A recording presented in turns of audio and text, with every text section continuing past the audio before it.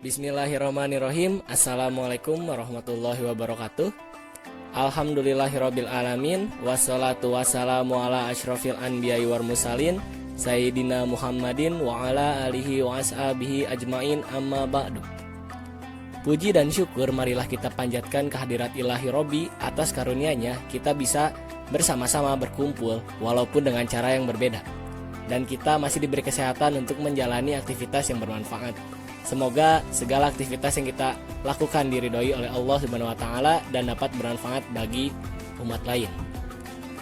Tak lupa, semoga sholawat serta salam senantiasa tercurah kepada junjungan kita Nabi Muhammad SAW, kepada keluarganya, sahabatnya, para tabi'in, tabi'un tabi'ahum, kepada kita semua, serta kepada seluruh umatnya hingga akhir zaman yang menjadikan sebagai uswatun hasanah, suri tauladan yang baik. Perkenalkan, nama saya Angga Aditya dengan NIM 1802007 dari kelas Teknik Elektro B dari Prodi Teknik Elektro, Departemen Pendidikan Teknik Elektro, Fakultas Pendidikan dan Kejuruan, Universitas Pendidikan Indonesia. Sebelum ke pembahasan yang akan saya sampaikan, saya ingin mengucapkan terima kasih kepada Bapak Dr. Cucu Surahman, MAG, MA selaku dosen pengampu mata kuliah seminar pendidikan agama Islam yang telah membimbing dan mengajarkan saya tentang materi-materi yang ada pada mata kuliah tersebut. Pada kesempatan kali ini, saya akan membahas buku yang berjudul Fikih Munakahat.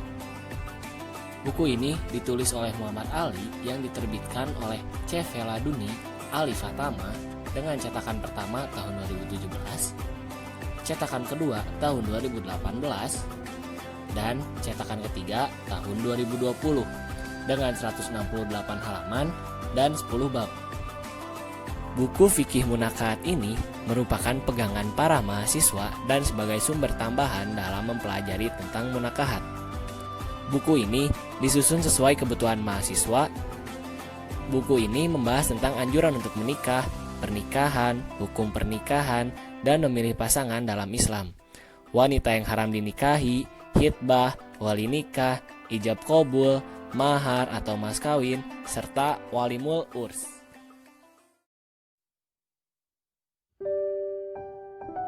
Nikah atau perkawinan adalah sunatullah pada hamba-hambanya serta sunnah Nabi Muhammad SAW. Dengan perkawinan, Allah menghendaki agar mereka mengemudikan bahtera kehidupan dengan penuh kedamaian. Manusia dianjurkan untuk menikah karena menikah itu menjaga pandangan mata yang salah dan melindungi syahwat. Nabi Muhammad SAW menganjurkan kepada umatnya untuk menikah dan beliau sangat menyukainya. Beliau bersabda, "Wahai generasi muda, barang siapa di antara kamu telah mampu berkeluarga, hendaknya ia kawin, karena ia dapat menundukkan pandangan dan memelihara kemaluan. Barang siapa yang belum mampu, hendaknya berpuasa, sebab ia dapat mengendalikanmu." Menurut pandangan Islam, di samping perkawinan itu sebagai perbuatan ibadah, ia juga merupakan sunatullah dan sunnah Rasul. Sunatullah berarti menurut kodrat dan iradat Allah dalam penciptaan alam ini. Sedangkan sunnah Rasul berarti suatu tradisi yang telah diterapkan oleh Rasul untuk dirinya sendiri dan untuk umatnya. Oleh karena itu, maka nikah atau perkawinan adalah sunatullah pada hamba-hambanya. Dengan perkawinan, Allah menghendaki agar mereka mengemudikan bahtera kehidupan. Sunatullah yang berupa perkawinan ini tidak hanya berlaku di kalangan manusia saja, tapi juga di dunia binatang. Allah Subhanahu wa taala berfirman dalam surat Az-Zariyat ayat 49. "Wa min kulli syai'in khalaqna zawjaini la'allakum tazakkarun." Yang artinya, dan segala sesuatu kami ciptakan berpasang-pasangan supaya kamu mengingat kebesaran Allah Subhanahu wa taala. Allah Subhanahu wa taala menganjurkan untuk menikah dalam firman-Nya surat An-Nahl ayat 72. "Wallahu ja'ala lakum min anfusikum azwajan faja'ala lakum min azwajikum banina wa hafadatan wa razaqakum minat thayyibah." Yang artinya, Allah menjadikan bagi kamu istri-istri dari jenis kamu sendiri dan menjadikan bagimu dari istri-istri kamu itu anak-anak dan cucu-cucu dan memberimu rizki dari yang baik. Dari berbagai definisi, maka dapat dipahami bahwa pernikahan itu adalah sunnatullah, yang berarti menurut kodrat dan iradat Allah dalam penciptaan alam ini, tidak ada ciptaan Allah yang tidak berpasang-pasangan. Begitu juga hambanya, laki-laki berpasangan dengan perempuan. Itu semua agar manusia mendapatkan ketentraman dalam hidupnya. Di sisi lain, bahwa pernikahan juga sunnah Rasul, berarti suatu tradisi yang telah ditetapkan oleh Rasul untuk dirinya sendiri dan untuk umatnya. Tarif perkawinan yaitu akad yang menghalalkan pergaulan dan membatasi hak dan kewajiban serta bertolong-tolongan antara seorang laki-laki dan perempuan yang antara keduanya bukan muhrim. Sebenarnya, pertalian nikah adalah pertalian yang seteguh-teguhnya dalam hidup dan kehidupan manusia, bukan saja antara suami istri dan keturunan, bahkan antara dua keluarga. Dari sebab baik pergaulan antara si istri dengan suaminya, kasih mengasihi akan berpindahlah kebaikan itu kepada semua keluarga dari kedua belah pihaknya, sehingga mereka menjadi satu dalam segala urusan, bertolong-tolongan sesamanya dalam menjalankan kebaikan dan menjaga segala kejahatan. Hukum asal nikah yaitu jais atau diperbolehkan. Perkawinan atau pernikahan adalah sesuatu perbuatan yang disuruh oleh Allah Subhanahu wa taala dan juga disuruh oleh Nabi Muhammad SAW. Banyak suruhan-suruhan Allah dalam Al-Quran untuk melaksanakan perkawinan. Adapun kriteria-kriteria yang dapat mengubah hukum nikah diantaranya: 1. Wajib. Menikah menjadi wajib bagi yang mampu dan mempunyai hasrat yang kuat untuk melakukannya, disertai rasa takut terjerumus pada perbuatan zina.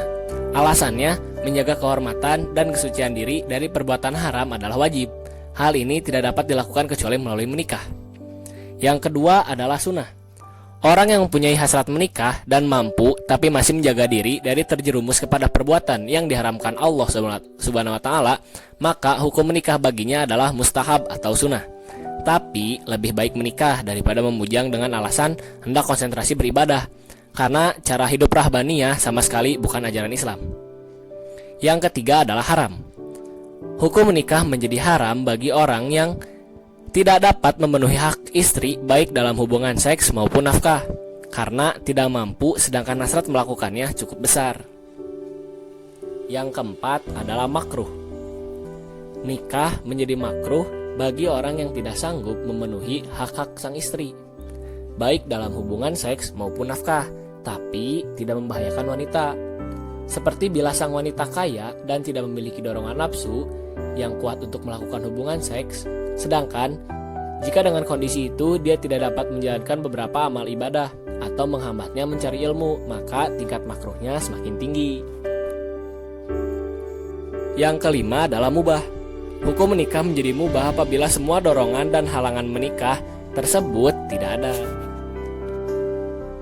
Adapun aturan-aturan untuk memilih pasangan hidup dalam pandangan Islam diantaranya: 1. Memilih calon istri.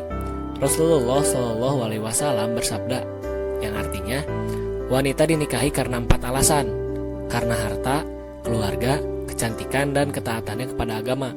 Pilihlah wanita yang baik agamanya jika engkau tidak mau jatuh ke dalam kemiskinan. Hadis riwayat Bukhari dan Muslim. Rasulullah menjelaskan definisi wanita yang sholih adalah wanita yang cantik, patuh, berbakti, dan amanah. Yang kedua adalah memilih calon suami. Hadis mengenai calon suami tidak banyak ditemukan sebagaimana hadis tentang calon istri. Mengenai calon suami, Rasulullah SAW pernah bersabda, apabila kamu sekalian didatangi oleh seorang yang agama dan akhlaknya kamu ridhoi, maka kawinkanlah ia. Jika kamu sekalian tidak melaksanakannya, maka kamu menjadi fitnah di muka bumi ini dan tersebarlah kerusakan. Hadis riwayat Tirmizi.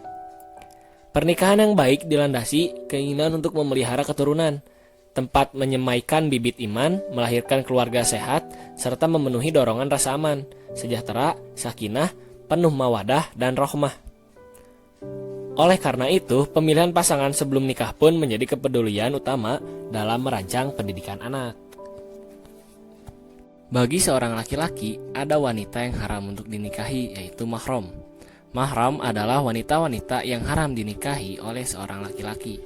Allah Subhanahu wa Ta'ala telah berfirman menyebut wanita-wanita tersebut di dalam Al-Quran, surat An-Nisa ayat 22-23. Bila dikelompokkan maka menjadi dua, yaitu larangan kawin karena pertalian nasab dan larangan kawin karena hubungan susunan. Mereka adalah perempuan yang sebab keharamannya memiliki sifat yang tidak akan mengalami perubahan seperti anak-anak perempuan, saudara-saudara perempuan, dan saudara-saudara perempuan dari bapak. Mereka inilah yang tidak dihalalkan bagi laki-laki untuk menikahi mereka selamanya.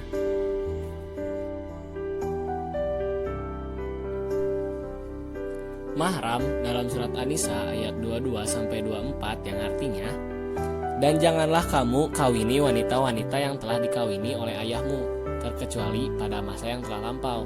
Sesungguhnya perbuatan itu amat keji dan dibenci Allah dan seburuk-buruk jalan yang telah ditempuh. Surat An-Nisa ayat 22. Diharamkan atas kamu mengawini ibu-ibumu, anak-anakmu yang perempuan, saudara-saudaramu yang perempuan, saudara-saudara bapamu yang perempuan, saudara-saudara ibumu yang perempuan, anak-anak perempuan dari saudara-saudaramu yang laki-laki, anak-anak perempuan dari saudara-saudaramu yang perempuan, ibu-ibumu yang menyusui kamu, saudara perempuan sepersusuan, ibu-ibu istrimu atau mertua, anak-anak istrimu yang dalam pemeliharaanmu dari istri yang telah kamu campuri atau ceraikan, maka tidak berdosa kamu mengawininya. Dan diharamkan bagimu istri-istri dari anak kandungmu atau menantu, dan menghimpunkan dalam perkawinan dua perempuan yang bersaudara, terkecuali yang telah terjadi pada masa lampau. Sesungguhnya Allah Maha Pengampun lagi Maha Penyayang. Surat An-Nisa ayat 23. Dan diharamkan juga kamu mengawini wanita yang bersuami kecuali budak-budak yang kamu miliki. Allah telah menetapkan hukum itu sebagai ketetapannya atas kamu. Dan dihalalkan bagi kamu selain yang demikian, yaitu mencari istri-istri dengan hartamu untuk dikawini, bukan untuk berzina. Maka istri-istri yang telah kamu nikmati atau campuri di antara mereka, berikanlah kepada mereka maharnya dengan sempurna sebagai suatu kewajiban. Dan tiadalah mengapa bagi kamu terhadap sesuatu yang kamu telah saling merelakannya sudah menentukan mahar itu. Sesungguhnya Allah Maha Mengetahui lagi Maha Bijaksana. Surat An-Nisa ayat 24. Itulah beberapa garis besar tentang pernikahan dalam Islam. Masih banyak hal-hal yang diatur dan dimuat, namun karena terbatasnya waktu, saya hanya bisa menyampaikan sedemikian rupa. Kesimpulannya, menikah menjadi hal yang wajib dalam Islam dengan mengacu pada aturan-aturan yang ada, sebagaimana yang difirmankan oleh Allah Subhanahu wa Ta'ala pada surat Az-Zariyat ayat 49, di mana Allah telah menciptakan sesuatu dengan berpasang-pasangan. Jadi untuk teman-teman sekalian, jangan takut tidak memiliki jodoh, karena Allah telah menjadikan hal tersebut. Untuk kelebihan buku ini adalah bahasanya yang mudah dipahami karena memang diperuntukkan untuk mahasiswa. Juga bisa menjadi buku pegangan untuk teman-teman sekalian yang ingin menikah. Kekurangannya, masih banyak salah penempatan titik dan koma sehingga membuat rancu saat membacanya. Sekian apa yang saya bisa sampaikan. Kesempurnaan hanya milik Allah dan segala kekurangan pasti datang dari saya. Saya, Angga Aditya, pamit undur diri. Billahi taufiq wal hidayah. Wassalamualaikum warahmatullahi wabarakatuh.